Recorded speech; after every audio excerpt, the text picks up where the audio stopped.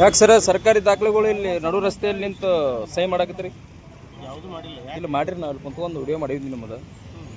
ಇಲ್ಲಿ ನಡು ರಸ್ತೆಯಲ್ಲಿ ನಿಂತ್ಕೊಂಡು ನೀವು ಸರ್ಕಾರಿ ದಾಖಲೆಗಳು ನಿಂತ್ಕೊಂಡು ನೀವು ಸಹಿ ಮಾಡ್ತೀರಂತ ನಿಮಗೆ ಆದ ಒಂದು ಕಚೇರಿ ಕೊಟ್ಟಾರ.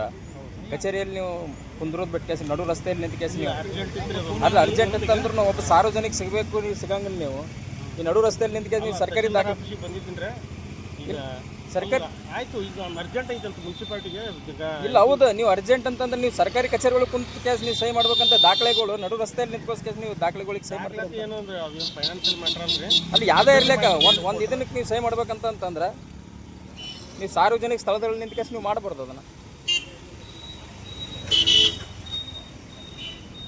ನೀವು ಉತ್ತರನೂ ಕೊಡಕತ್ತಿಲ್ಲ ನೀವು.